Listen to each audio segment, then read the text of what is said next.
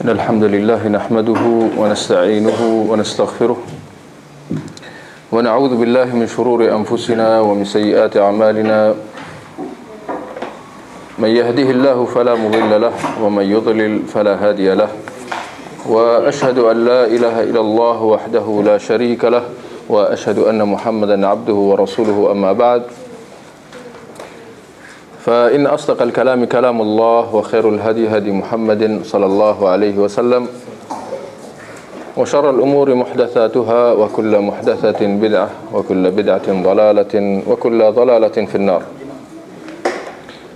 Alhamdulillah, dapat kita bertemu pada malam ini untuk kita teruskan bacaan kita, pengajian kita di dalam kitab Umdatul Ahkam karangan Al-Hafidh Al-Maqdisi rahimahullah.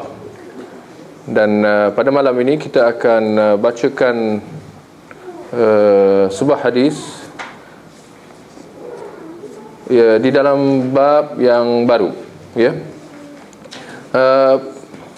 Pada kuliah sebelum ini kita telah membacakan tentang bab berkenaan tentang waktu-waktu larangan, ya. Dan kita telah membincangkan tentang permasalahan-permasalahan yang berkaitan tentangnya. Pada kali ini insya-Allah kita boleh lihat hadis yang ke-61, ya. Hadis yang ke-61, ya, daripada riwayat Jabir.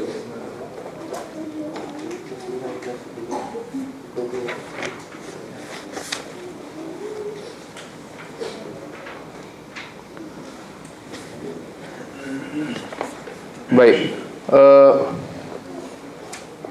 hadis yang ke-61 ni bolehlah kita letakkan di bawah bab, ya. Dia tidak disebutkan di situ, ya, tapi bolehlah kita memperincikanlah, ya, setiap hadis-hadis ini mengikut tajuk-tajuknya, ya, mengikut permasalahan-permasalahan yang berkaitan tentangnya, ya. Baik, yang ke-61 ni boleh kita tulis di situ bab, ya, qada salat yang tertinggal, ya. Bab qada salat yang tertinggal, ya, serta tertibnya, ya. Baik, kita bacakan matan, ya, bahasa Arabnya sebelum terjemahannya. An Jabir ibni Abdullah radhiyallahu anhuma anna Umar bin al-Khattab radhiyallahu anhu jaa yawm al-Khandaq ba'dama gharabat asy-syams faja'ala yasubbu kuffar Quraisy wa qala ya Rasulullah ma kittu usalli al-'asr hatta kadat asy-syamsu taghrib atau hatta kadat asy-syamsu taghrub. Faqala an-nabiy sallallahu alaihi wasallam wallahi ma sallaituha. Qala faqumna ila Budhan fatawadda'a lis-salah wa tawadda'na laha fasalla al-'asr ba'dama gharabat asy-syamsu thumma shalla ba'daha al-maghrib. Jabir bin Abdullah radhiyallahu anhuma menuturkan bahawa sesungguhnya Umar bin Al-Khattab radhiyallahu an datang pada saat perang Khandaq setelah matahari terbenam. Dia pun mencaci maki orang-orang kafir Quraisy dan berkata, ya Rasulullah, ya, aku, ini betulkan terjemahannya, ya Rasulullah, aku belum buang, ya, aku hampir tidak, ya, berbeza maknanya. Aku hampir tidak mengerjakan salat asar hingga matahari hampir terbenam, ya.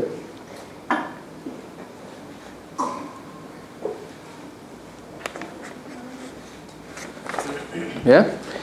Aku hampir tidak mengerjakan solat asar hingga matahari hampir terbenam. Nabi SAW bersabda, demi Allah, aku juga tu buang. Ya. Dia berdasarkan salah terjemah ke atas tu, maka bawah tu pun dia jadi salah juga. Aku belum mengerjakannya. Ya.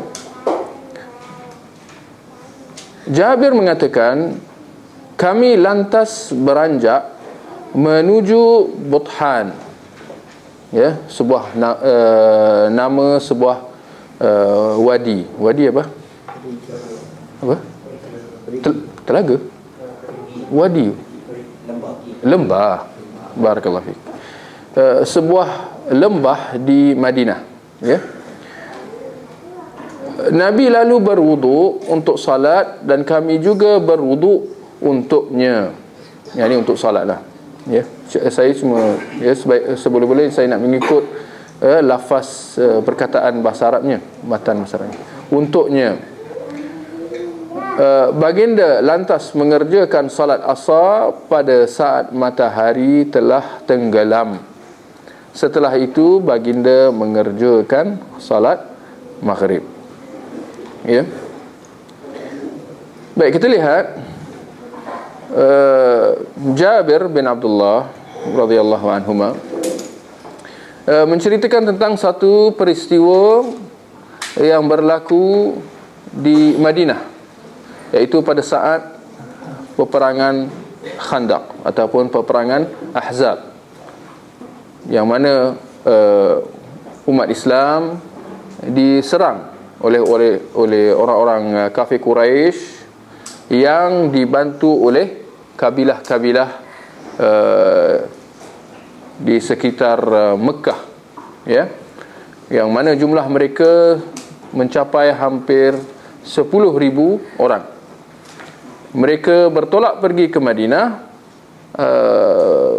atas alasan ingin membalas dendam, ya, akibat matlamat mereka pada peperangan yang sebelumnya, iaitu peperangan Uhud, tidak tercapai, ya, kerana Rasulullah masih hidup. Ya, pada peperangan Uhud, di akhir-akhir peperangan itu, ya, telah timbul khabar berita gembira tentang kematian Nabi. Ya, maka itu membuatkan orang-orang kafir merasa gembira. Ya. Tapi apabila ternyata bahawa khabar itu tidak benar, mereka pun, ya, berusaha sekali lagi, ya, untuk, ya, nak memusnahkan umat Islam di Madinah. Maka mereka berjaya mengumpulkan, ya, penyokong-penyokong mereka daripada kabilah-kabilah yang berhampiran di keliling Mekah, sehingga, ya, mencapai angka 10,000. Mendengar khabar kedatangan mereka, ya, Rasulullah sallallahu alaihi wasallam hasil mesyuarat, ya, bersama dengan para sahabatnya, ya, dan Salman Al-Farisi adalah sahabat yang mencadangkan supaya digali parit di bahagian yang terdedah, ya, bahagian yang terdedah yang boleh dilalui oleh musuh untuk menyerang Madinah. Maka hasilnya digalilah parit yang cukup besar, cukup luas dan cukup panjang. Ya, Waalaikumsalam warahmatullahi. Jadi peperangan ini dikatakan, ya, berlaku pada tahun 5 Hijrah. Ya. Jadi inilah di antara peristiwa-peristiwa yang berlaku, iaitu ketika perang masih berjalan, ya, dikatakan perang yang berlaku adalah dalam bentuk orang-orang kafir Quraisy ni mengepung kota Madinah. Maknanya mereka, sebab mereka tak dapat nak masuk, ya, kerana terkejut melihat terowong ataupun bukan terowong, parit, ya, di hadapan mereka, menghalang mereka daripada menyerang kota Madinah, membuatkan mereka terpaksa berkemah. Ya, dikatakan sehingga hampir 20 hari, ya, mereka berkemah, berkubu, ya, di hadapan parit itu. yang mana di sebelah, ya, di sebelah dalam Madinah itu adalah tentera Islam yang, ya, di hadapan mereka, ya. Jadi seperti mana dalam surah Al-Ahzab menceritakan bagaimana umat Islam begitu tertekan, ya, begitu merasa takut, ya, kerana mengenangkan jumlah musuh yang sangat ramai, ya, berbeza dengan tentera Islam yang dikatakan hanya sepertiga daripada jumlah mereka, iaitu seramai kira-kira 3,000 orang, ya. Jadi kalau kita dapat faham, ya, gambaran apa yang berlaku, ya, bagaimana tentera Islam mereka terus berkawal, bukan saja dengan hanya bergantung harap dengan parit yang ada saja, ya. Mereka dalam masa yang sama terpaksa mengawalnya daripada ditembusi, kerana ada usaha, ya. Mula mereka cuba dengan panah, ya, panah ke arah orang tentera Islam, ya. Apabila tak berjaya, mereka cuba nak, ya, nak turun dalam lembah tu, ya. Jadi tentera Islam terpaksa berada pada tahap berjaga-jaga, ya, sentiasa, ya, 24 jam. Jadi itu yang dikatakan mereka berada dalam keadaan yang cukup, ya, takut dan tertekan, ya. Jadi itu yang membuatkan Umar Al-Khattab, seperti mana dalam hadis ini, dia kata, ya, dia datang pada saat dalam perang Khandaq atau perang Ahzab, ya, nama yang bagi perang yang sama, setelah matahari terbenam, ya, maknanya setelah masuk waktu maghrib lah, dalam keadaan mencaci maki orang-orang kafir Quraisy, maknanya tentera musuh, ya. Dan berkata, ya Rasulullah, aku hampir tidak mengerjakan solat asar hingga matahari hampir terbenam. Maknanya apa? Dia solat asar, dia dapat solat asar tak? Dia dapatlah, ya, tapi dalam keadaan waktu terakhirnya sebelum matahari, ya, nak terbenam, ya, dia dapat kerjakan solat asar pada saat akhir sebelum keluar waktu. Mendengar kenyataan Umar Al-Khattab, ya, Nabi SAW kata, demi Allah, ya, Rasulullah bersumpah, wallahi aku belum mengerjakannya. Maknanya awak tu okey lagi, ya. Saya, kalau awak dapat semayang, paling tidak kamu dapat semayang, ya. Berbeza dengan aku belum mengerjakannya, ya. Jadi itu yang Jabir mengatakan, baginda Rasulullah lantas menuju ke sebuah wadi, ya, bersama dengan para sahabatnya, ya, siapa yang belum semayang lagi. Mereka berwudu, ya, lalu mengerjakan salat asar ketika bila? Ketika matahari dah terbenam, maknanya ketika dah malam, dah masuk malam, ya. Rasulullah salat asar sebelum mengerjakan, ya, salat maghrib. Baik, daripada hadis ini dapat kita mengambil beberapa pengajaran, ya. Yang pertama, tentang kewajipan qada, ya, kewajipan qada solat fardu yang tertinggal, yang mana belum lagi dikerjakan. Dan seingat saya kita dah bincang, kita dah sebut tentang pelaksanaan solat itu. Ada 3 bentuk. Satu, adaan, iaitu secara tunai, maknanya solat fardu yang dikerjakan buat kali pertama dalam waktunya. Kenapa kita kata buat kali pertama? Kerana ada bentuk pelaksanaan solat fardu, iaitu bentuk yang kedua, iaitu secara ulangan, iaitu diulang solat fardu yang telah dikerjakan buat kali yang kedua dalam waktu, ya. Sebelum, ya, bentuk solat, pelaksanaan solat yang ketiga, iaitu qada. Jadi kita ada adaan, kita ada i'adatan. Adaan maknanya tunai, maknanya dalam waktu. Ulang maknanya buat kali kedua dalam waktu juga. Dan yang ketiga, yang terakhir, kita ada qada. Apa artinya qada? Iaitu mengerjakan satu solat fardu itu, ya, yang tertinggal di luar waktunya. Ya. Baik. Dalam hadis ni jelas Rasulullah qada salat asar pada waktu maghrib.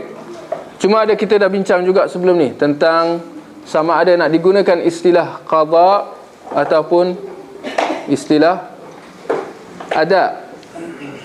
Ya, bagi yang melaksanakan suatu solat itu di luar waktunya dengan keuzuran.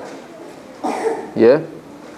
Kita ada sebut sebelum ni bahawa seorang itu hanya boleh melaksanakan sebuah solat itu di luar waktunya dengan dua alasan saja, dengan dua keuzuran, iaitu sama ada terlupa atau tertidur. Ya. Jadi persoalan orang yang tertidur atau terlupa sehingga satu solat itu terkeluar daripada waktunya, lalu apabila diingat dia nak melaksanakan solat yang dia terlupa atau tertidur daripada melaksanakannya, sama ada nak dinamakan solat itu qada ataupun ada. Ya, ini kita kata perbezaan istilah lah.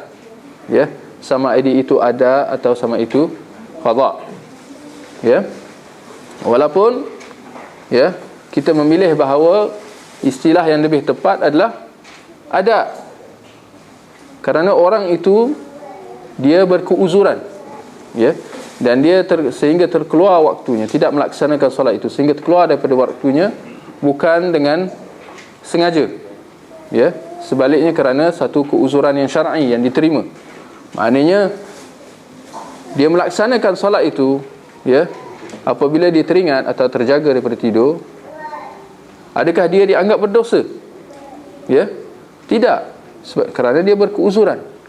Jadi solat yang dikerjakan itu diterima atau tidak? Tentu sahaja, ya, seperti mana dalam hadis Nabi sallallahu alaihi wasallam, ya, man nama an salatin aw nasiyaha falyusalliha idza dzakaraha. Siapa yang tidak melaksanakan satu solat itu kerana tertidur atau terlupa, maka hendaklah dia mengerjakannya ketika mana dia teringat. Maka orang ini apabila dia teringat, dia melaksanakannya, iaitu pada saat dia teringat, dan itulah waktu dia, ya, walaupun dah keluar waktu, tapi dari sudut syarak ini waktu bagi engkau yang dah terlupa atau tertidur tadi, ini waktu engkau, ya. Maka inilah waktu tunai bagi engkau, ya. Maka nak ikutkan dia tidak ada kurang sedikit pun pahala, kerana dia tidak berdosa, ya, dan tidak ada apa-apa, dia tidak melaksanakan apa-apa kesalahan, ya. Maka kalau kita nak maka definisi yang sebetulnya adalah dia melaksanakan pada waktunya, iaitu adaan, ya. Cuma dari sudut istilah tadi itulah kita dah perincikan, ya, antara ada, ulang dan qada, ya. Kerana istilah qada dia seolah-olah menggambarkan bahawa orang itu tidak melaksanakan secara betul, ya. Dia tidak melaksanakan pada, kerana jelas istilah qada itu maknanya dia melaksanakan di luar waktunya, ya, tapi seolah-olah tanpa keuzuran. Tapi berbeza dengan orang yang nanti ada perbincangan dia, kita akan sebutkan sebentar lagi, ya. Tapi orang yang, ya, tidur ataupun terlupa, waktu untuk dia solat adalah ketika dia ingat.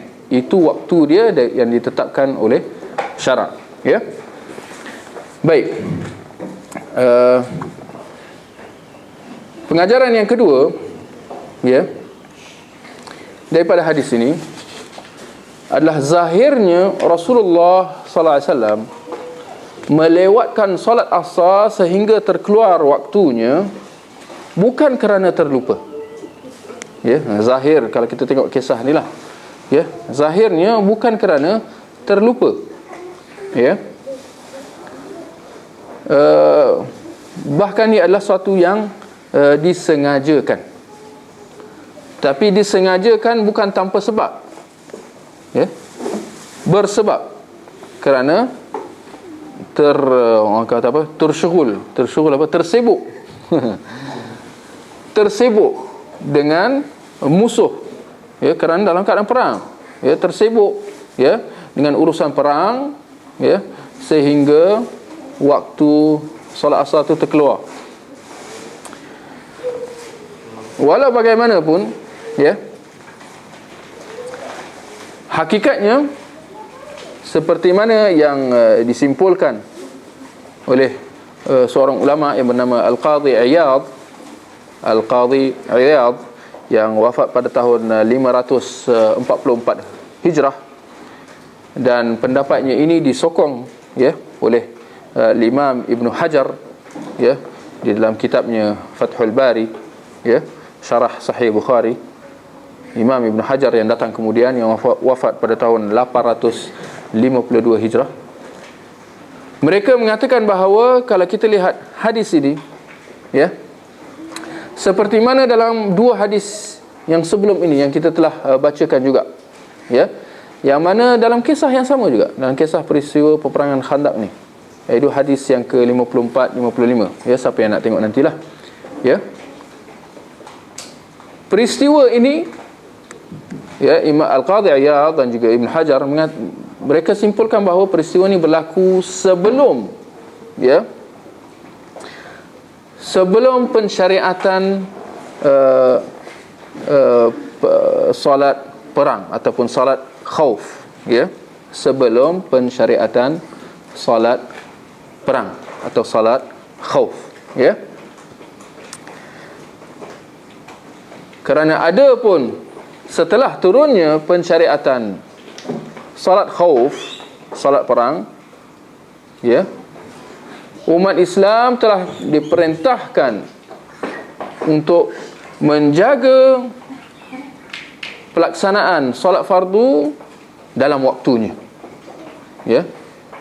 Yang ini hadis yang kita bacakan ini dengan dua hadis yang sebelum ini telah turun sebelum turunnya firman Allah dalam surah Al-Baqarah ayat yang ke-238, ya, iaitu hafizu 'ala salawati was salatil wusta wa qumu lillahi qanitin, ya. Peliharalah salat, ya, maknanya pelihara daripada meninggalkannya. Peliharalah salat dan salat wusta, satu istilah bagi salat asar, ya. Wa qumu lillahi qanitin, dan berdirilah menghadap Allah dalam keadaan, ya, tunduk dan khusyuk. Maka ayat ini disimpulkan oleh Al-Qadhi Iyad dan Ibn Hajar, dia turun kemudian, ya. Perintah yang jelas supaya umat Islam menjaga solat fardu. Satu, ini jangan lalai dalam melaksanakannya, ya, jangan sampai tertinggal solat fardu. Satu. Yang kedua, dijaga pelaksanaannya daripada sudut waktunya, di mana setiap solat fardu itu dilaksanakan pada waktu-waktu yang telah ditetapkan bagi setiap satunya, ya. Maka hadis ini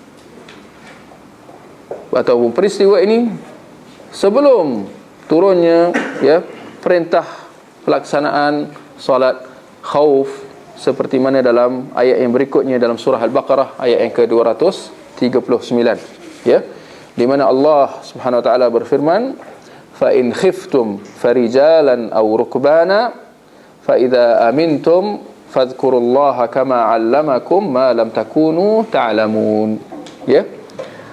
Dan jika kamu takut, ya, dan jika kamu berada dalam keadaan takut, maka solatlah sambil berjalan atau berkenderaan, ya. Ini solat perang, solat khauf.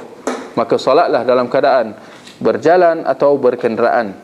Kemudian apabila kamu sudah aman, ya, hendaklah kamu mengingati Allah, ya, seperti mana dia telah mengajar kamu apa yang kamu tak tahu, ya.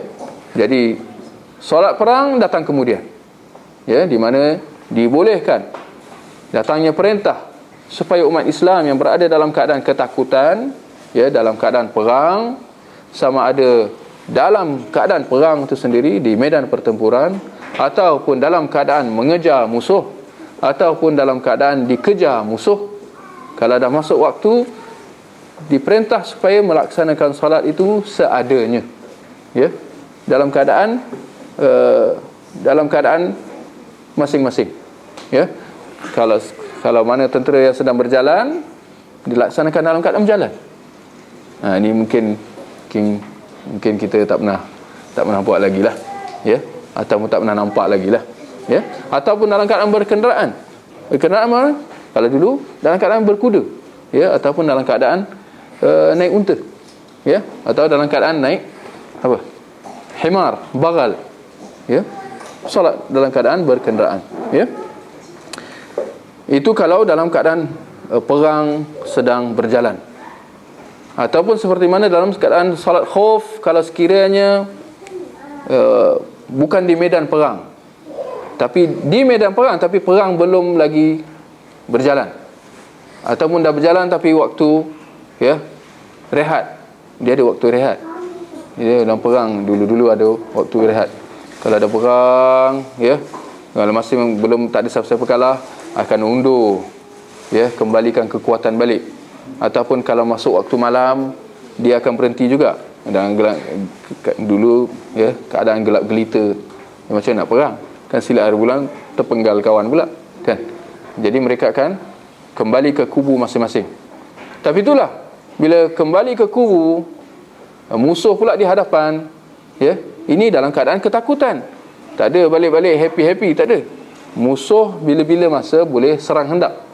Jadi adanya cara salat khauf dalam keadaan macam tu pula. Ya, tadi kita tahu ada salat berkenderaan ataupun berjalan. Tapi ada juga salat khauf, ya, apabila sedang dalam keadaan berkubu, ya. Adalah perincian dia, sama ada musuh di hadapan, di arah kiblat ataupun bertentangan dengan kiblat, ya. Tapi ada caranya, yang mana akhirnya solat itu dilaksanakan, ya, secara qasar, tapi makmum mengerjakan hanya 1 rakaat, ya, ataupun maksimumnya 2 rakaat, ya. Bergantung sama ada musuh di arah kiblat atau selainnya, ya. Jadi nak kata bahawa hadis yang kita bacakan ini, ya, seperti mana yang disimpulkan oleh Ibn Hajar, ya, dia sebelum pensyariatan, ya, salat perang ataupun salat khauf, ya. Baik. Jadi akhirnya kita simpulkan apa? Apa kesimpulan kita? Ya. Nak mengatakan bahawa akhirnya kita mengatakan bahawa seseorang itu tidak boleh meninggalkan salat fardu sehingga keluar daripada waktunya tanpa keuzuran yang syar'i, ya. Dan keuzuran syar'i yang dimaksudkan hanya 2 sahaja, iaitu tertidur atau terlupa. Seperti mana dalam hadis Nabi sallallahu alaihi wasallam, ya, iaitu man nama an salatin aw nasiyaha falyusalliha hina yadhkuruha la kaffarata lahu illa dhalik, ya. Barang siapa yang tertinggal solat kerana tertidur atau terlupa, ya, maka hendaklah dia mengerjakannya ketika mana dia teringat.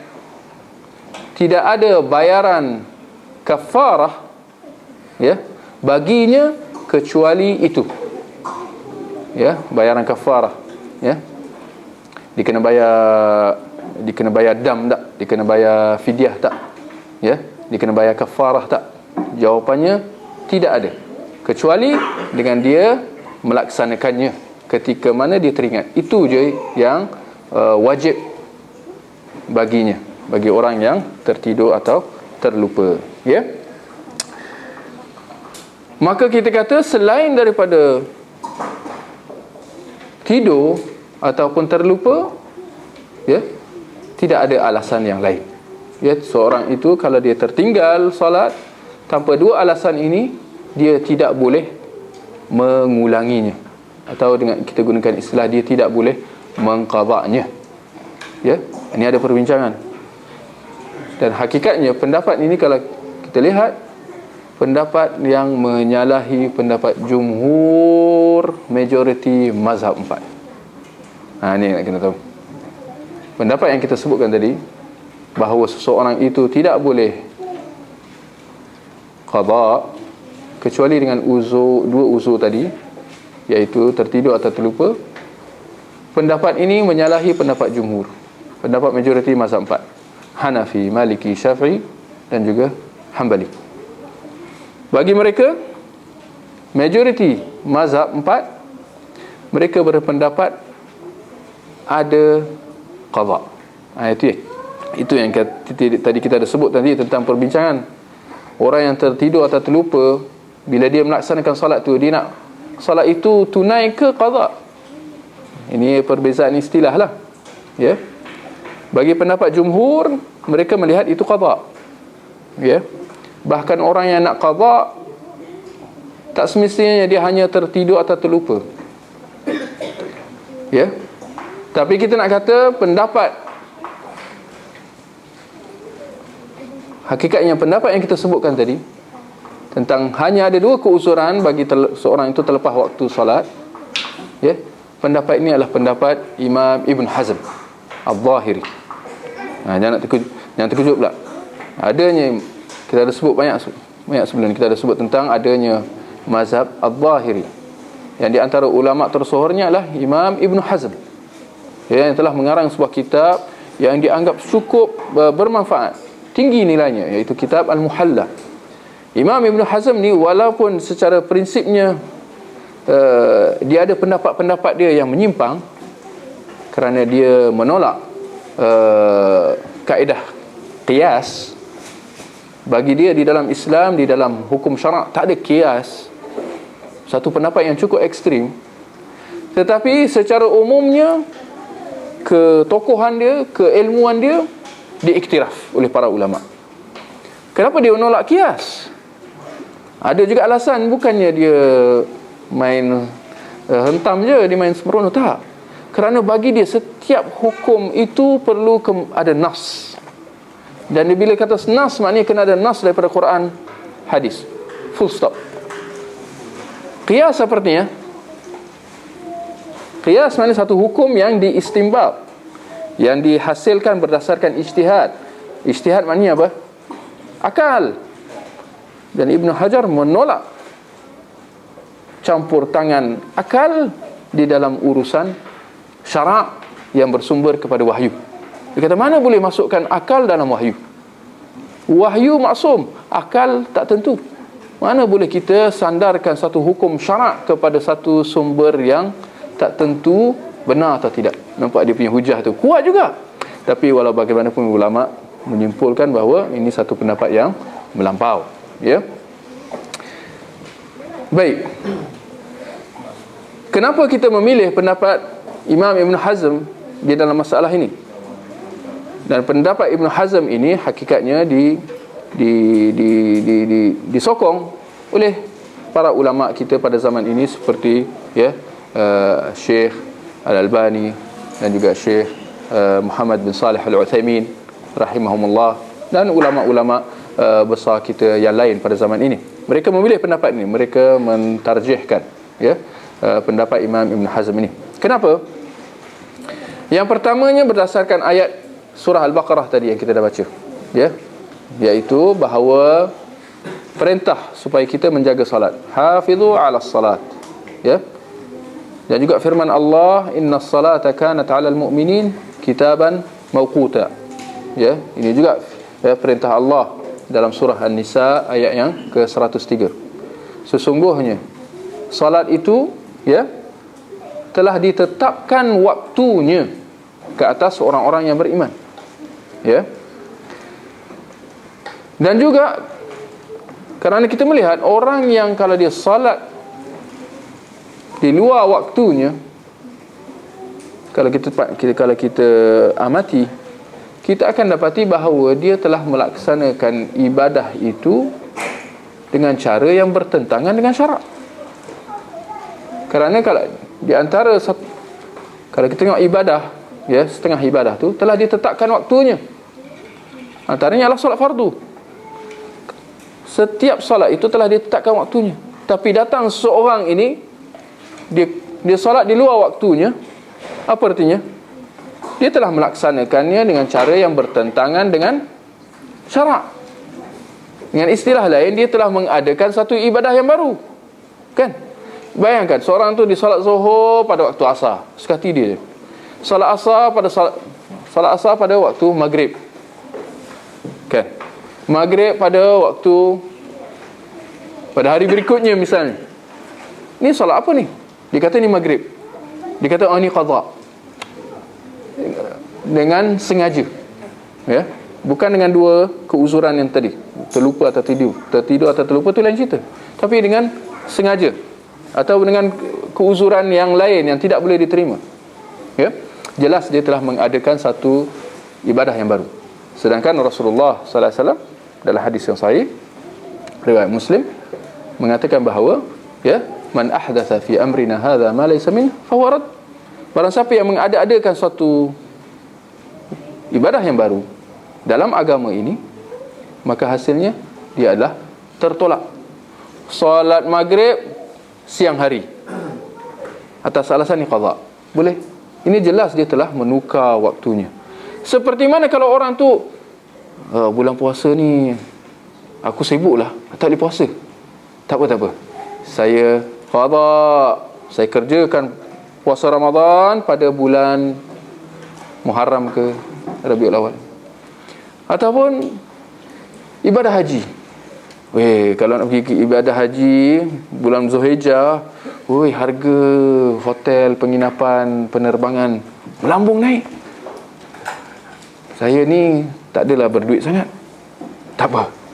Kita buat ibadah haji pada bulan Muharram selepas Zulhijjah. Time tu clear bang. Memang clear. Hotel-hotel pun kosong. Bahaya kalau ramai-ramai sesak-sesak ni, boleh mati tau. Mudarat, darurat. Boleh tak diterima alasan dia tu? Sekali bunyi orang yang jahil, betul juga, rugi tak ambil peluang ni. Ibadah haji di bulan Muharram. Lagi cantik lagi, ibadah haji di bulan Safar. Dia dah bersihkan sampah semua dah. Macam mana? Nampak tak?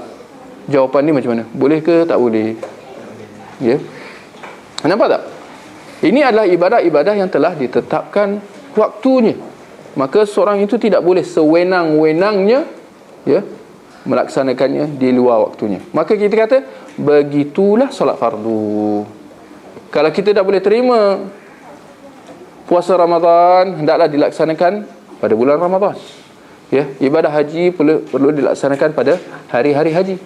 Maka kita kata begitulah sebenarnya solat fardu. Baik. Kalau kita lihat pendapat jumhur yang kita sebutkan tadi, ini bila kita tengok pendapat jumhur, dia pendapat majoriti kan. Mungkin kita tengok juga kenapa pendapat majoriti, jumhur mazhab semua, termasuk mazhab Syafi'i. Itu yang kita melihat bagaimana masyarakat mereka ada istilah qadha tu.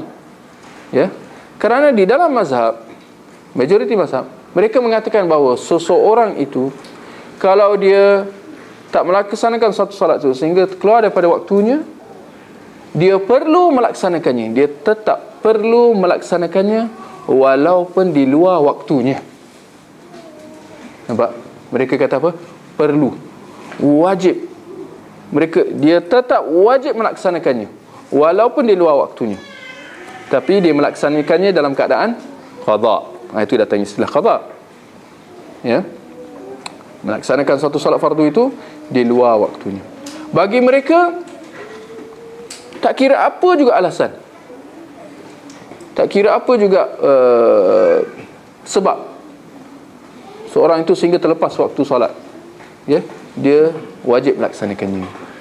Apa dia orang punya alasan? Apa dia orang punya hujah untuk berkata sedemikian? Ini pendapat majoriti, kena faham. Kita tak boleh sewenang-wenang kita tolak tanpa kita faham. Kita ada dalil kita, hujah kita, tapi dalam masa yang sama kita nak faham juga pendapat majoriti ni. Kenapa dia orang berkata sedemikian? Dengar sebab mereka. Saya nak Ya, ikhwah semua menilai, ya, sejauh mana. Kita tengok bagaimana para ulama, ya, membincangkan dalil-dalil. Ini latihanlah. Mereka kata, majoriti mazhab mereka kata, termasuk Imam An-Nawawi, ya, dalam kitab Majmu' dia kata, kalau sekiranya orang yang tertidur dan terlupa mengerjakan satu solat tu sehingga terkeluar waktunya, dia tetap wajib melaksanakannya. Ya, kalau orang yang terlupa atau tertidur, dia tetap wajib melaksanakannya, sedangkan dia ada keuzuran, kan? Maka untuk seorang yang sengaja tak solat sehingga terkeluar waktunya, dia lagi wajib melaksanakannya, sebab dia tidak ada keuzuran. Boleh faham? Dia kata kalau orang yang berkeuzuran, yang tertidur dan terlupa ni, dia pun kewajipan solat tu tak gugur, bahkan dia tetap wajib, sedangkan dia ada keuzuran. Orang yang tak ada keuzuran, maknanya orang yang tinggalkan solat secara sengaja, sambil lewa, kerana dia bersikap sambil lewa, ya, tak ambil peduli, mereka ini yang tak ada keuzuran lagi wajib melaksanakannya. Maknanya kewajipan itu tak tergugur. Macam mana? Boleh faham tak? Boleh terima tak? Kalau terima, okeylah, habis cerita. Ya? Ada apa komen? Ke dah hilang lah. So akhirnya apa kesimpulan kita? Boleh diterima? Mereka kata orang yang tidur, dia ada keuzuran,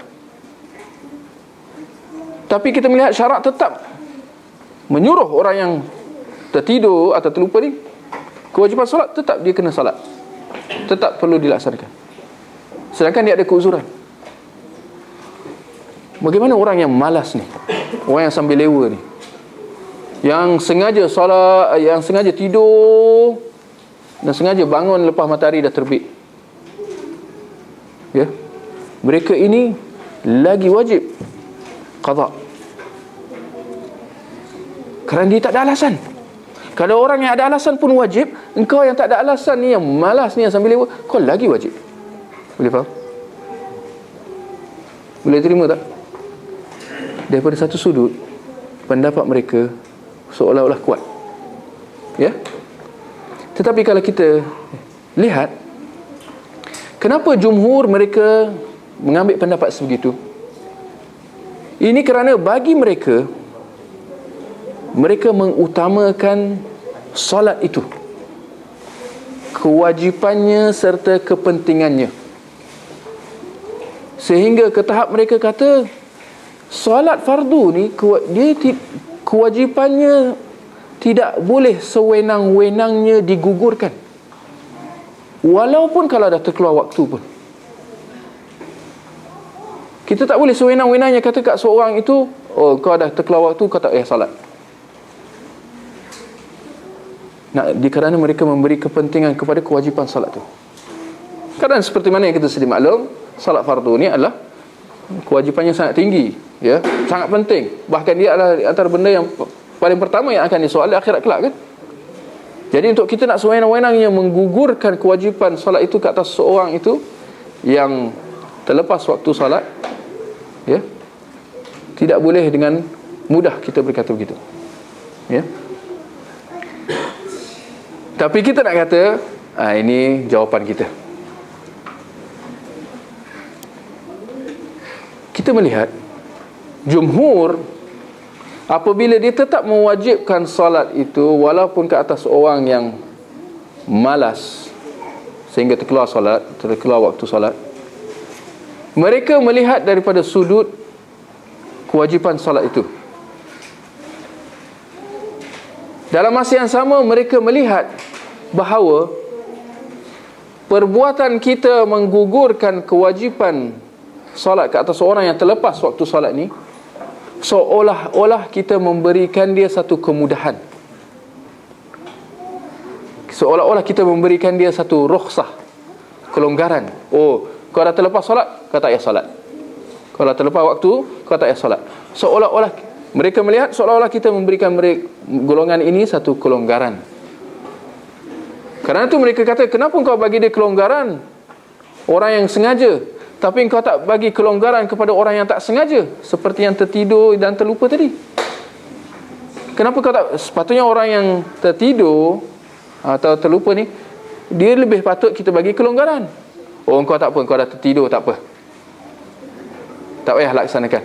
Sebab kau masa solat tadi, waktu solat tadi kau tertidur. Nampak? Mereka melihat bahawa tergugurnya kewajipan itu satu kelonggaran. Dan inilah sebab kesilapan itu. Sedangkan kita mengatakan bahawa kita tetap mengutamakan solat itu. Kewajipan solat itu memang penting. Tetapi dalam masa yang sama, kita kata menjaga waktunya juga penting, seperti mana dalam dalil yang kita telah sebutkan. Dan perbuatan kita menggugurkan kewajipannya ke atas orang yang sengaja tak solat sehingga terkeluar waktu, bukan kerana kita memberikan dia kelonggaran. Ini salah faham. Ini sebab salah faham. Sebaliknya, kita menggugurkan kewajipan itu supaya dia menjadi pengajaran kepada dia, supaya jangan diulang perbuatan itu, supaya dia merasakan kerugian itu.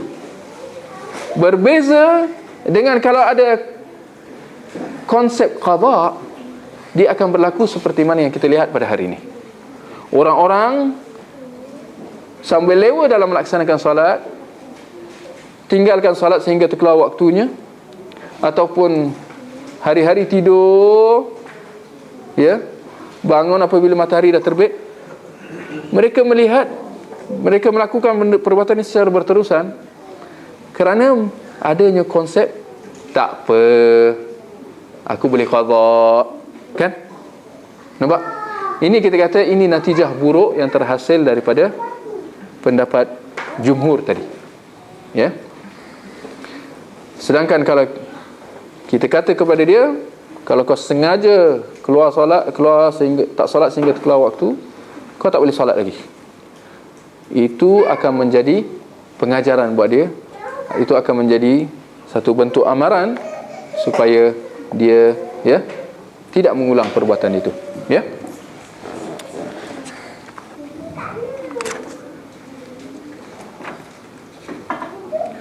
Baik.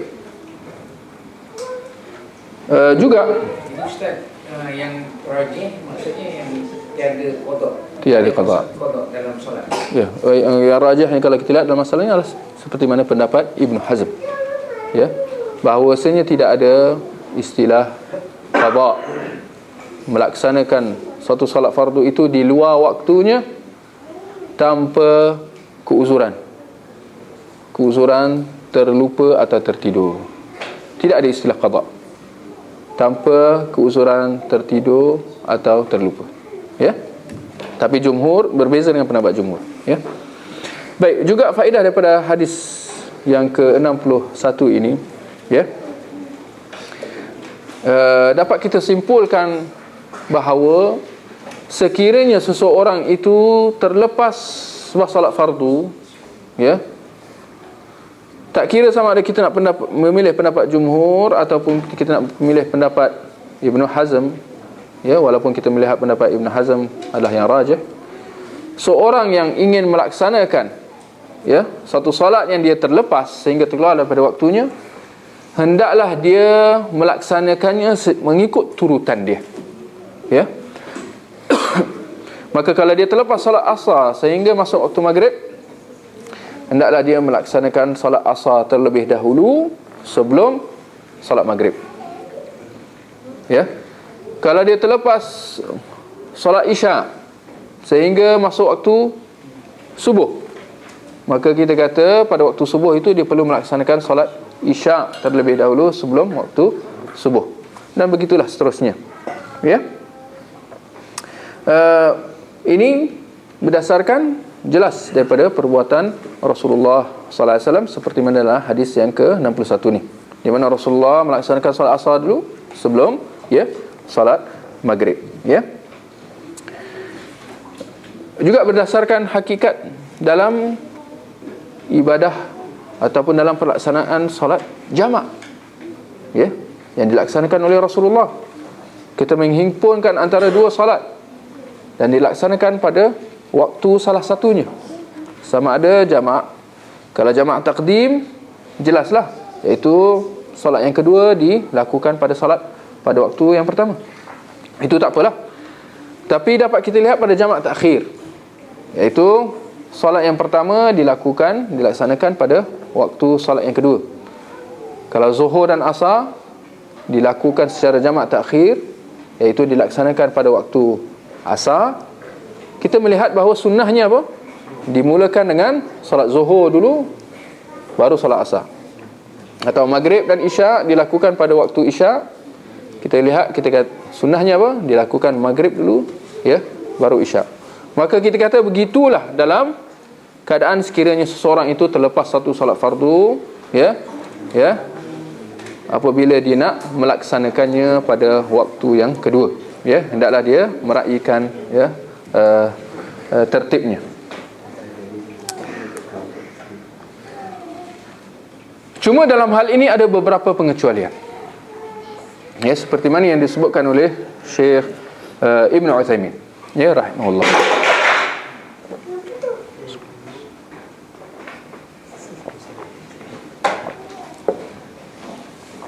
Ada selingan.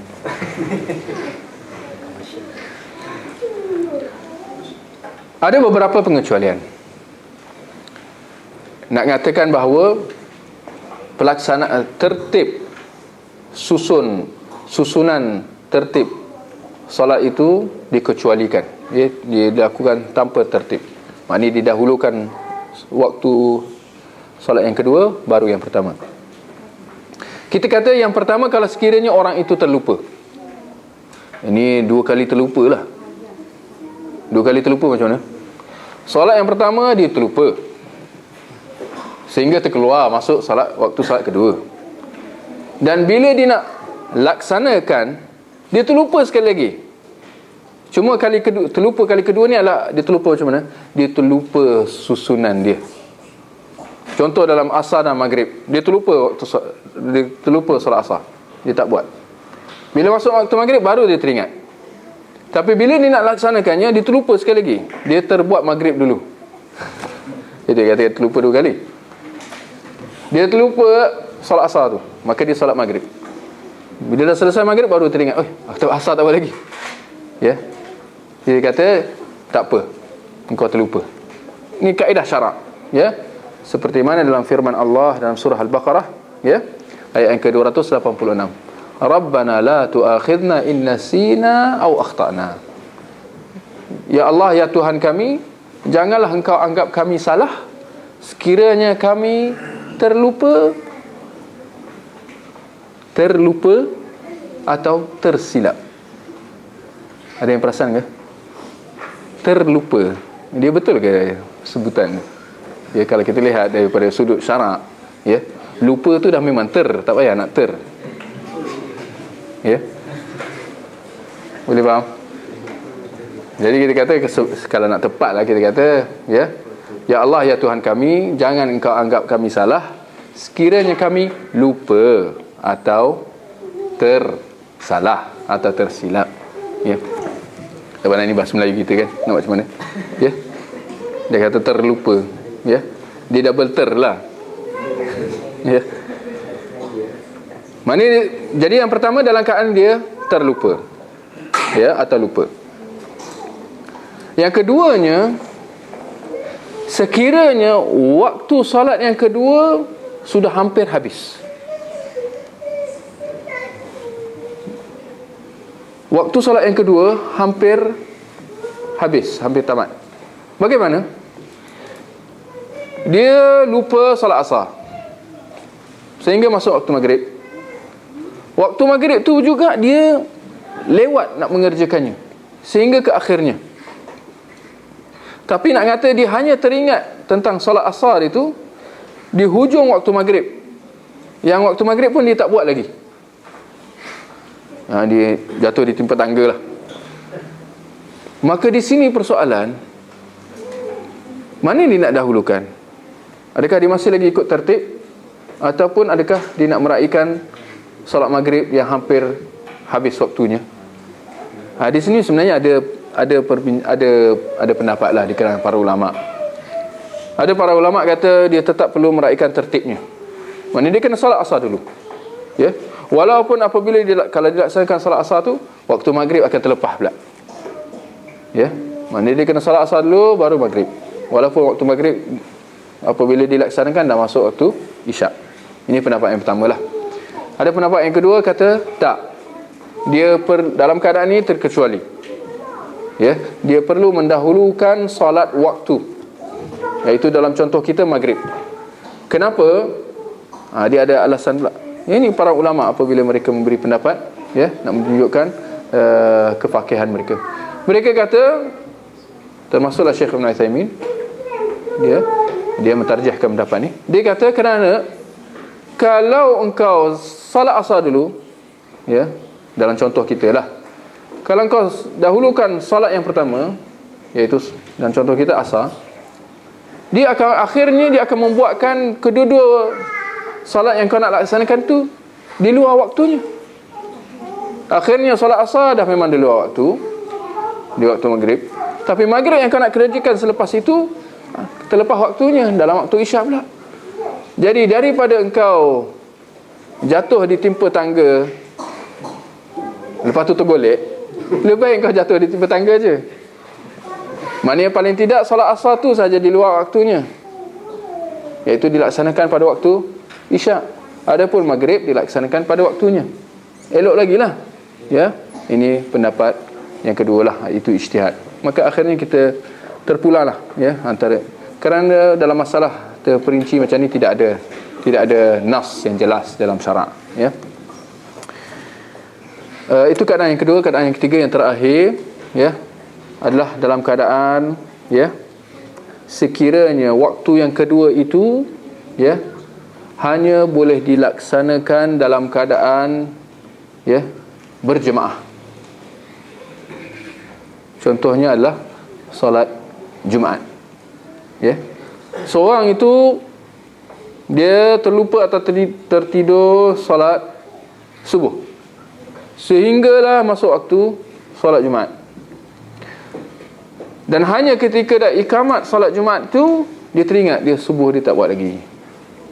Maka kita kata di sini, adakah dia perlu mendahulukan solat subuh yang baru sekarang dia teringat, atau dia perlu mendahulukan solat Jumaat yang telah dikumandangkan ikamatnya. Ikamat bukan khutbah. Ya, ada perinci sikit lah. Maksudnya dah ikamat dah nak solat Jumaat, adakah dia perlu mendahulukan solat Jumaat atau dia solat subuh? Ya, Syekh Ibn Utsaimin melihat bahawa perlu didahulukan solat Jumaat. Kerana bagi dia, kalau engkau dahulukan solat subuh, akhirnya solat Jumaat akan terlepas. Dan solat Jumaat, kalau engkau nak laksanakan lepas tu, dia hanya boleh laksanakan secara berjemaah, dan jemaah telah habis. Okay, maka akhirnya engkau akan terlepas solat Jumaat. Ya, itu yang kita kata jatuh ditimba tangga, lepas tu tergolek. Ya, insyaAllah. Baik, saya ingat ikut sekarang itu, kalau ada sebarang pertanyaan. Sebab kita tadi urutan solat tadi, kita musafir, kemudian kita singgah masjid, tengok imam tengah solat isyak, kita duduk solat maghrib tadi, kita buat jemaah. Ya, Keutamaannya lah. Keutamaan. Ada contoh. Kalau seorang itu musafir, ya, dia ada sedikit beza lah ni. Ini bukan orang terlupa kan. Dia musafir. Orang musafir, antara kelonggaran yang diberikan adalah apa? Dia boleh jamak, kan. Maka orang musafir, seorang musafir ni, dia tak solat maghrib lagi, kerana dia nak jamak takhir lah, ya. Dia sampai sebuah masjid, ternyata dah masuk waktu isyak, dan dia mendapati bahawa jemaah sedang solat isyak. Dia pula musafir, dia belum lagi solat maghrib. Ya. Dalam keadaan macam ni, yang mana yang dia nak dahulukan? Adakah solat maghrib yang dia belum lagi laksanakan, atau adakah ia solat isyak yang jemaah masjid sedang laksanakan? Nampak? Dia ada sedikit perbezaan dengan perbincangan kita tadi. Kerana perbincangan kita tadi adalah orang yang berkeuzuran, tertidur atau lupa. Tapi dalam keadaan ni, orang ni musafir. Musafir ni dia memang dibolehkan. Dia bukan ada keuzuran. Itu bukan keuzuran, itu satu kelonggaran. Baik, di sini ada perbincangan lah di kalangan dalam masalah mazhab ni. Ya, ada pendapat yang mengatakan bahawa dia perlu melaksanakan solat isyak dahulu bersama dengan jemaah. Kenapa? Kerana mereka mengatakan bahawa niat itu perlu sama. Niat makmum dengan niat imam perlu sama.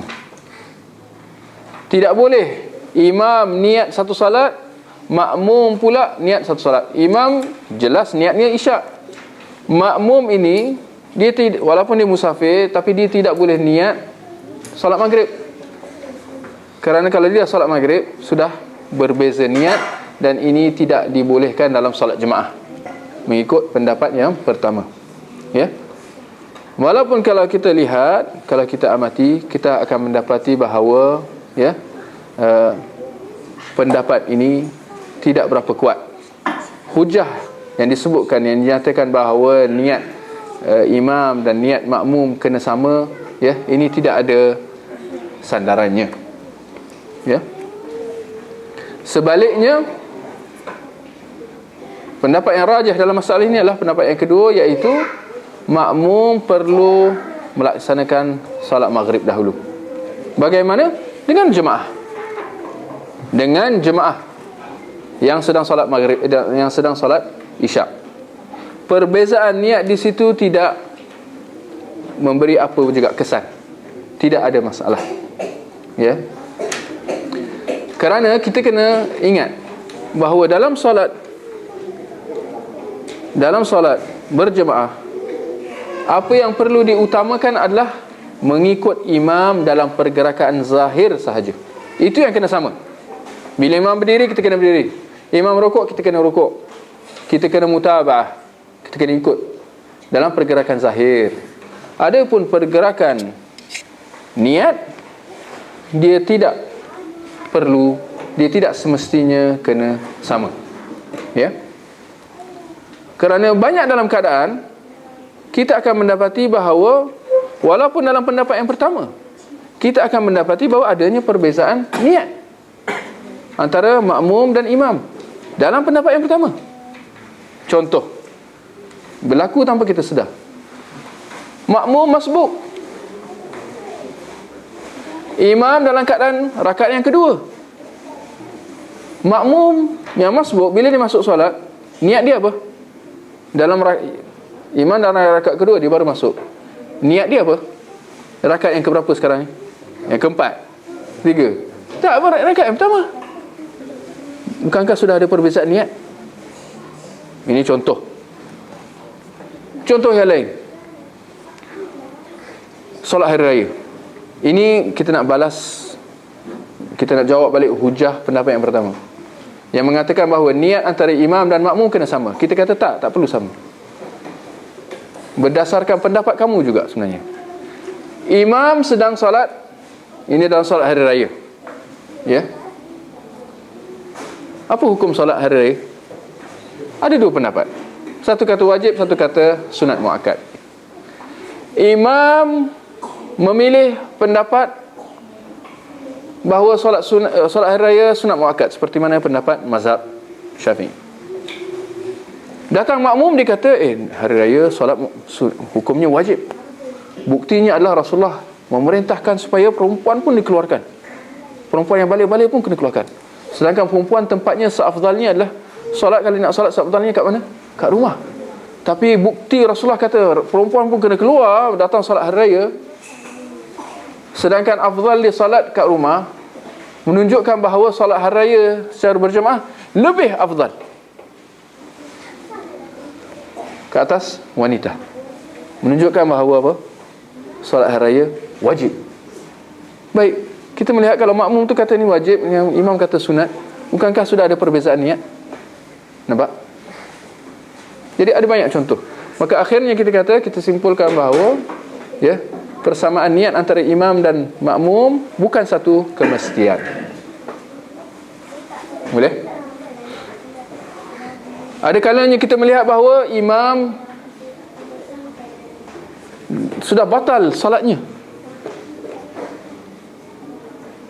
tapi kita nak meraihkan, nak mengikut imam, kita tak keluar, kita tak mufarakah. Contoh, kalau imam sudah solat subuh, dia dah masuk rakaat ketiga, rakaat keempat, solat subuh, masuk rakaat ketiga, keempat. Tapi kita melihat pendapat yang rajah apa? Makmum kena ikut juga. Jangan mufarakah, kerana itu akan menimbulkan perpecahan. Kita kena sentiasa ingat zaman dulu. Zaman dulu bila imam siapa? Kebiasaannya imam adalah pemerintah itu sendiri. Kalau ada yang keluar sila airuan, imam boleh angkat pedang pencung boleh. Itu menunjukkan ya, dia nak memberontak. Kerana itu syarat kata kena tetap salat walaupun imam dah dalam keadaan macam tu. Niat dah berbeza. Makmum dah kata salat kau dah batal dah, tapi dia tak ikut. Macam mana? Maka kita simpulkan bahawa ya, tidak ada syarat bahawa niat antara imam dan makmum perlu sama. Ya. Bahkan yang rajihnya adalah dibolehkan perbezaan niat antara imam dan makmum. Ya. Maka dalam keadaan kita, dalam soalan, kembali kepada soalan tadi, kita kata makmum yang musafir tadi tetap perlu melaksanakan solat maghrib, dan hendaklah dia mengambil peluang untuk berjemaah, dan insya-Allah dia akan dapat pahala jemaah itu, iaitu dia melaksanakan solat maghrib dalam keadaan berjemaah, walaupun niat jemaah berbeza dengan niat dia. Kalau dia dapat kejar jemaah solat isyak pada rakaat yang keempat, dia salat 3 rakaat je kan? Ini ada perincian sikit lah, takut. Boleh ingat insya-Allah ikut kalau siapa yang tak faham boleh tanya. Dia masuk dengan jemaah solat isyak, dia maghrib berapa? 3 rakaat. Maknanya apa? Pada rakaat yang ketiga jangan dia berdiri bersama dengan jemaah, sebaliknya dia salam. Sesudah salam dia boleh kejar jemaah dan mendapatkan rakaat yang terakhir tadi tu, dan dia kena tampung lah ya. Tapi dalam keadaan macam ni dia kena tampung 3 rakaat walaupun dia musafir. Tapi kalau dia dah ikut imam yang sedang muqim, di antara hukumnya apa? Kalau imam muqim, dia kena salat penuh. Hanya kalau imam pun musafir macam tu, macam dia boleh qasar. Ada perincian sikit lah ya, insyaAllah jelas ya. Ya. Gerakan jari itu ada kiaskan memakan bawang sebab mengganggu jemaah lain masa tasyahud. Ada persoalan ya tentang apabila kita dalam solat ya, kita menggerakkan jari. Dan di sini juga boleh kita ambil peluang untuk memperbetulkan tentang memperbetulkan amalan sesetengah jemaah yang apabila mereka menggerakkan jari ya seperti mana dalam sunnahnya, seperti mana yang dilakukan oleh Rasulullah, seperti mana yang telah sabit daripada hadis Nabi SAW ya, dalam hadis yang sahih daripada riwayat Abu Daud, bahawa baginda ya kana idza tashahhad rafa'a isba'ih, ya baginda akan mengangkat jari telunjuknya, wa kana yuharrikuha, dan baginda menggerakkannya ya. Cuma kita kena ambil perhatian bahawa pergerakan yang dimaksudkan tidaklah pergerakan atas dan bawah ya, kerana perbuatan ini tidak ada dalam, ini adalah satu pengkhususan yang mana tidak ada dalam hadis yang kita telah sebutkan petunjuk dalilnya, iaitu baginda menggerakkannya. Maka hendaklah kita menggerakkannya secara umum. Jangan kita khususkan dengan menggerakkannya dengan cara atas dan bawah. Seperti mana juga jangan kita mengkhususkan dengan menggerakkannya kiri dan kanan. Dan jangan kita khususkan pula dengan gerakan pusing-pusing, buat bulatan. Ada yang dulu kata, apa yang gerak-gerak? Oh, dia orang tengah sebut, dia orang tengah mengukir la ilaha illallah. Ini lagi falsafah, lagi jauh lah. Tak ada siapa kata macam tu, bila gerak kena gerak mengukir la ilaha illallah. Mulih lah pula. Ini semua tidak ada dalil. Atas, bawah, kiri, kanan, pusing, bulat, ikut jam, lawan jam, tidak ada petunjuk dalilnya. Sebaliknya seperti mana yang ditegaskan oleh Syekh Al-Albani rahimahullah, dia kata perlu digerakkan ya secara umum, kerana itu nas dalam hadisnya, wa kana yuharrikuha, dan baginda menggerakkannya. Maka kita kata kita perlu raikan pergerakan itu, dan dalam masa yang sama juga jangan kita khususkan pergerakan itu. Boleh faham? Gerakan, tapi bukan dengan gerakan tertentu, kerana akhirnya itu ada satu cara yang baru pula yang tidak disebutkan dalam hadis.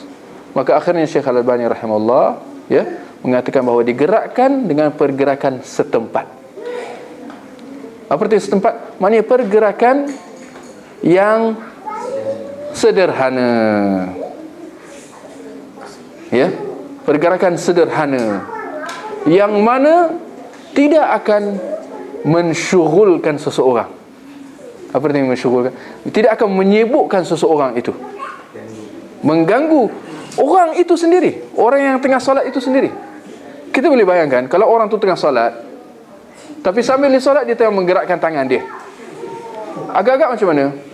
Tentu tumpuan orang yang solat itu sendiri akan teralih, kerana dia tidak boleh tumpu pada dua perbuatan dalam satu masa.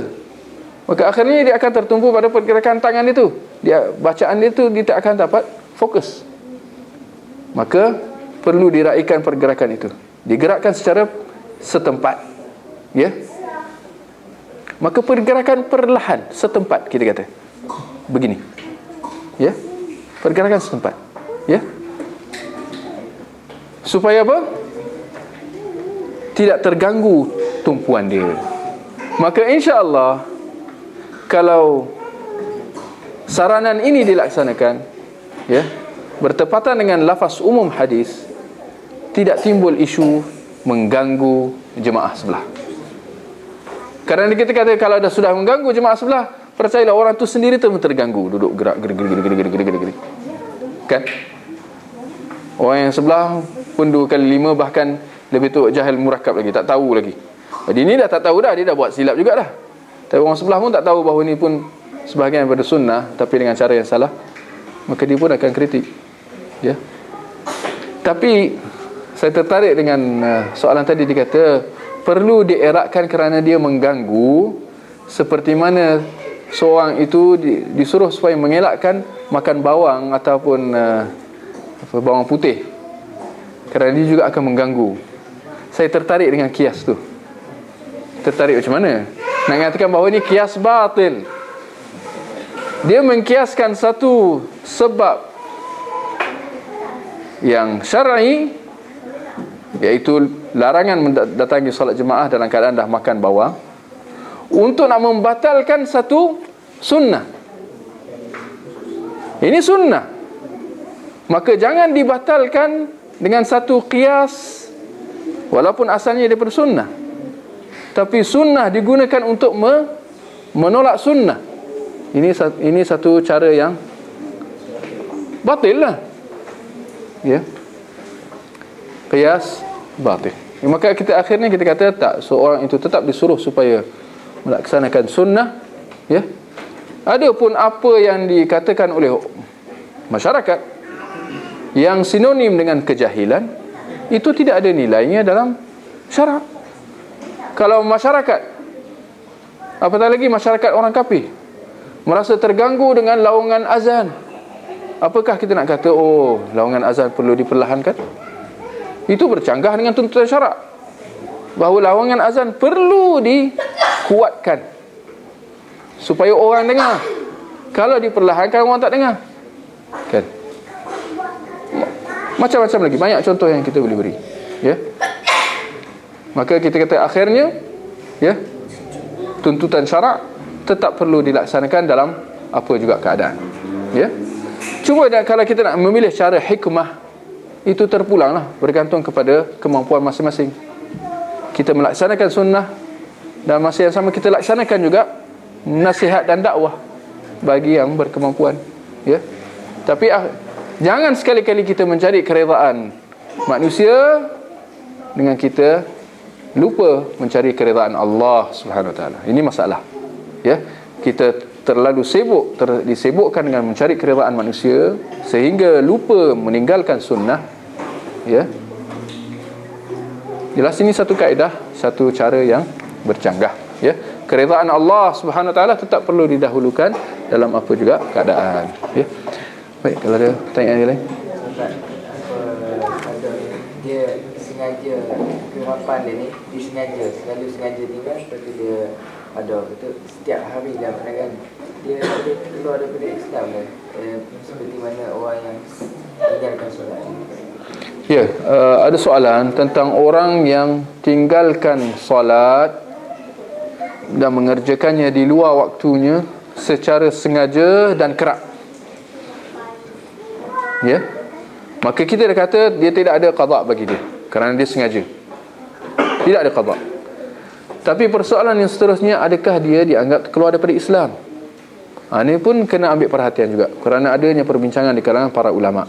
Ya. Ada pendapat yang mengatakan bahawa kalau dia tinggalkan solat dengan sengaja, seperti mana dalam pendapat kita, dia tak boleh qada. Ya. Dia boleh terkeluar daripada Islam walaupun tinggal satu solat. Ada yang pendapat yang kata tak, dia kena tinggalkan dua solat secara berturutan. Ada yang kata tidak, dia kena tinggalkan solat secara sehari semalam, maknanya lima waktu baru dianggap keluar daripada Islam.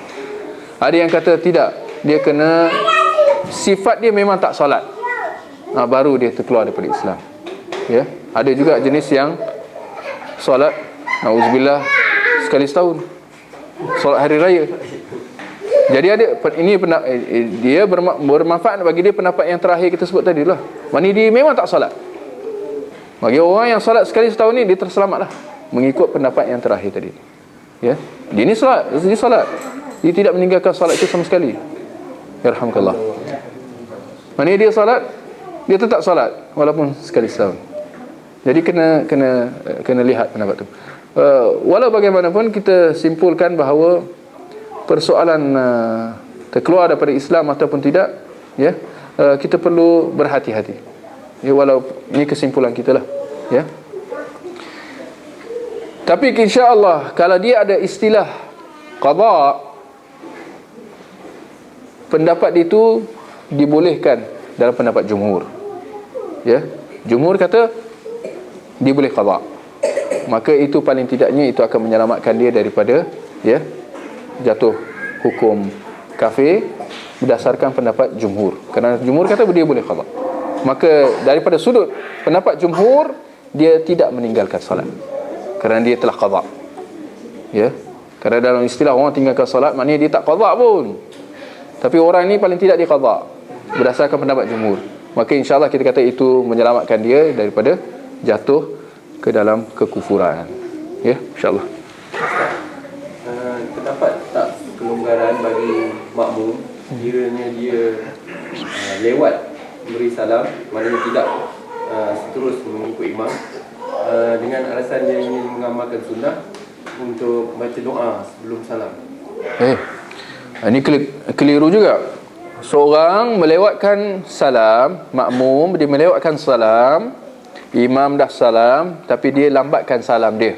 Dia tak terus salam ikut imam atas alasan dia nak melaksanakan sunnah, tuntutan membaca doa-doa yang dianjurkan selepas membaca tahiyat, membaca tasyahud sebelum salam. Kita kata tidak, ini satu kekeliruan. Apabila bertembung antara sunnah ataupun istilah kita sunat, benda sunat dan benda wajib, perlu didahulukan yang wajib. Jadi kita kata dalam masalah kita adalah mengikut imam itu wajib. Ada pun membaca doa sunat, maka dia perlu mengikut imam walaupun dia terpaksa meninggalkan yang sunat, kerana yang wajib itu perlu didahulukan. Maka imam salam sahaja, dia terus salam. Ya, bahkan kita kata sejurus selepas salam yang pertama saja, ya, Assalamualaikum warahmatullahi, makmum sudah Assalamualaikum warahmatullahi. Bukan seperti mana yang dilaksanakan oleh masyarakat kebanyakan. Mereka menantikan imam Assalamualaikum warahmatullahi, Assalamualaikum warahmatullahi. Mereka menantikan salam yang kedua, baru mereka melaksanakan salam yang pertama. Kita kata itu silap. Ya, sejurus salam yang pertama, makmum dah salam pertama, supaya apabila imam kalau di salam yang kedua, imam pun salam kedua. Kita kata kalau, kerana dalam salam ni ada beberapa cara. Antaranya adalah yang paling ringkas, Assalamualaikum. Paling ringkas, sabit daripada Rasulullah sallallahu alaihi wasallam. Ya. Jadi kita kena ini menjadi sandaran kita lah. Ya. Assalamualaikum. Tak Assalamualaikum warahmatullahi pun. Ya. Assalamualaikum. Tak pandang kanan pun. Dipandang. Ni apa ni? Ni berapa darjah ni? 45 darjah. Ya. Kalau sini 90 darjah kan? Dia pandang 45 darjah. Kalau dalam cara yang paling ringkas, Assalamualaikum. Tapi kalau dia nak kata Assalamualaikum warahmatullahi, dia kena pandang seperti mana dalam sunnah, dia kena pandang memandang ke kanan betul lah. Ya, Assalamualaikum. InsyaAllah. Bolehlah kita ingatkan jugalah, bila Assalamualaikum warahmatullahi, tak ada istilah angguk, ya Assalamualaikum warahmatullahi, Assalamualaikum warahmatullahi. Tidak ada istilah macam tu, ya. Ada juga kadang-kadang Assalamualaikum warahmatullahi. Dia bagi surprise sikit. Assalamualaikum 45 darjah, warahmatullahi 90 darjah. Ini kena perlu diperbetulkan lah. Tak ada ya sampai terperincian macam tu. Ada juga yang Assalamualaikum warahmatullahi, dia ada baca-baca. Assalamualaikum warahmatullahi, Allahumma salli ala Muhammad. Assalamualaikum warahmatullahi. Pun kita kata ini perlu diperbetulkan lah. Maka ya betul. Oh, dia baca. Itu memang baca banyak lagi. Barakallah. Assalamualaikum warahmatullahi, Assalamualaikum warahmatullahi, Allahumma salli. Pun ya, ada pun jadi ini semua pergerakan yang tidak ada ya sandarannya pada sunnah Nabi sallallahu alaihi wasallam. Maka akhirnya kita kata, kalau dia memilih pendapat yang cara yang ketiga sebenarnya yang masyhur, iaitu Assalamualaikum warahmatullahi, Assalamualaikum warahmatullahi.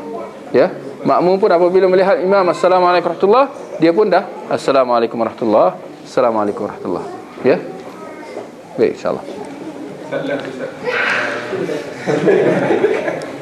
Pasal solat asar yang dalam hadis Rasulullah tu, yang Rasulullah sembahyang 3 rakaat saja.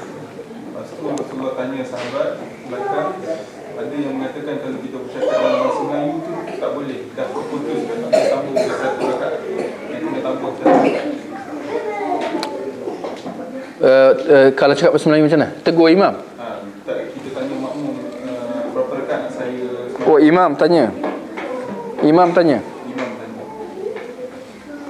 Kita lekapkan lagi. Kalau makmum cakap pun, ya, dia mengatakan bahawa seperti mana yang kita sedia maklum, dalam solat kita dilarang bercakap. Ya. Apabila turun firman Allah yang kita dah bacakan tadi, waqumu lillahi qanitin, ya, dan berdirilah menghadap Allah dalam keadaan tunduk dan khusyuk. Hadis ayat ini sebenarnya terangkum larangan bercakap dalam solat. Kerana umat Islam sebelum tu dibolehkan bercakap. Jadi ada pendapat kata, kalau imam ya dalam satu keadaan dia tak solat penuh, contoh solat 4 rakaat, dia solat 3 rakaat saja, pada rakaat ketiga tu disalam. Lalu imam dalam satu keadaan dia tanya kat makmum, kita solat 3 ke 4? Makmum jawab pula, oh imam kita, awak solat 3 saja. Itu keadaan pertama. Atau keadaan kedua, imam lupa habis. Assalamualaikum warahmatullahi wabarakatuh. Makmum kat belakang ingatkan imam, imam, awak baru salat 3 rakaat. Imam tak cakap apa-apa, dia bangun. Ya. Maka ada pendapat mazhab lah yang kata kalau siapa yang bercakap tu, dia dah batal salat dia. Siapa yang bercakap lah. Kalau imam, memang makmum sekali lah. Kalau makmum yang bercakap, siapa yang bercakap tu lah naya. Sedangkan dia nak nasihat, tapi dia nak nasihat mengikut pendapat mazhab ni, dia naya. Lagi baik kalau dia diam. Dia bagi isyarat ke apa ke, agaknya tak tahulah. Kan? Kita kata ini semua pendapat mazhab.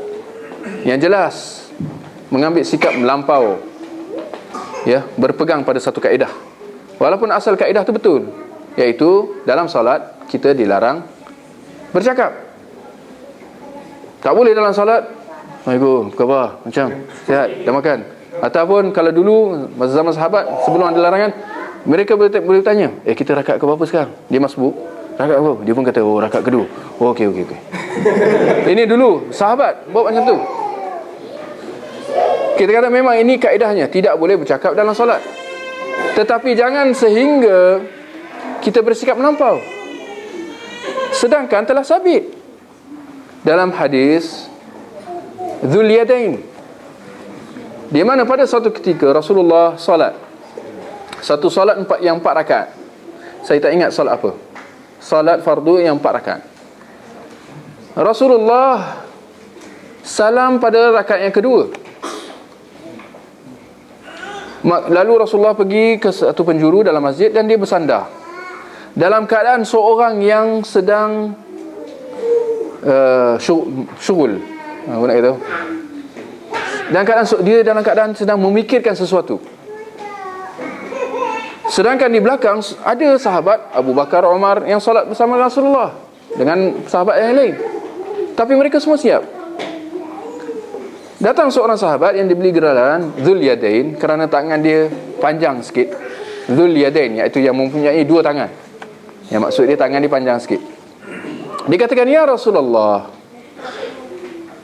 aqasuratis salah am nasit? Wahai Rasulullah, adakah solat telah dikasarkan kerana kau solat 2 rakaat je? Am nasit, atau engkau lupa? Maka Rasulullah kata, kullu dzalika lam yakun. Dua-duanya tak. Kerana Rasulullah lupa. Dia ingat dia solat betul lah. Maka dia kata tak ada pun kasar. Dan aku pun tak lupa. Maknanya Rasulullah yakin. Maka Dzul Yadain kata, bal nasit. Bila Rasulullah jawab macam tu, dua-dua bukan, dia yakin Rasulullah terlupa. Maka dia kata, bal nasit. Ya, engkau memang lupa. Kerana Rasulullah dah nafikan bahawa tak ada kasar. Maka tak ada kecuali kebarangkalian yang kedua, iaitu Rasulullah lupa. Maka Dzul Yadain yang pasti Rasulullah terlupa, dia kata, ya, engkau lupa. Rasulullah pandang kepada jemaah yang lain dan mereka mengangguk ya. Maka Rasulullah bangkit dan menyempurnakan 2 lagi rakaat. Maka peristiwa ini jelas membatalkan kenyataan mereka. Cuma mereka memberi alasan kalau bercakap selain bahasa Arab. Kita kata alasan ini tidak membantu mereka. Apa beza bahasa Arab dengan bahasa bukan Arab? Kalau orang Arab, kalau dia bercakap dengan kawan dia, kaifal hal, akalt, bahasa Arab, tapi tak membatalkan solat, membatalkan solat. Mereka ada gambaran kalau cakap bahasa Arab tak apa, kerana itu bahasa solat. Tak, salah. Kalau dia berborak-borak dengan kawan dia, apa khabar, kena makan, batal juga walaupun dalam bahasa Arab. Walaupun dalam bahasa Arab fushah, baku. Jadi alasan bahawa kalau bahasa Melayu itu tidak membantu. Maka akhirnya kita kata, mereka yang menegur imam dalam bahasa apa sekalipun tidak membatalkan solat mereka. Kerana kita perlu bezakan antara percakapan, percakapan yang lara dengan percakapan yang bertujuan untuk membetulkan imam. Kita kena raikan, bezakan tu. Kalau tidak, kita akan jadi orang yang melampau, yang tidak meraikan ya, tujuan dan sebab sesuatu perbuatan itu dilakukan, ya, maka kita kata dibolehkan, bahkan kena, ya, perlu ditegur imam itu. Cuma dalam peristiwa Dzul Yadain ini, Abu Bakar dan Umar mereka diam. Kenapa? Kerana mereka, penghormatan mereka tak sampai nak tak berani, kerana kegerunan mereka terhadap Rasulullah sallallahu alaihi wasallam. Kerana mereka memahami dengan erti kata yang sebenar kedudukan, ketinggian Rasulullah itu. Maka nak mengatakan mereka takkan sampai tergamak kata, oh kau Rasulullah kau salah. Banyak cantik kau, boleh betulkan Rasulullah pula. Kau siapa? Itu kita nak memahami kenapa Abu Bakar Umar buat macam tu. Bukan kerana mereka takut kalau bercakap nanti batal. Tak ada istilah falsafah macam tu. Okey. Kalau benar Dzul Yadain, perbuatan Dzul Yadain memperbetulkan bercakap, memperbetulkan Rasulullah, kalau perbuatan itu membatalkan salat dia, pasti telah ditegur oleh Rasulullah. Dan lepas Rasulullah dah sempurnakan 2 rakaat, Dzul Yadain tadi kau cakap ganti lagi. Sudah. Tak ada, tidak berlaku itu. Baik, insya-Allah ya.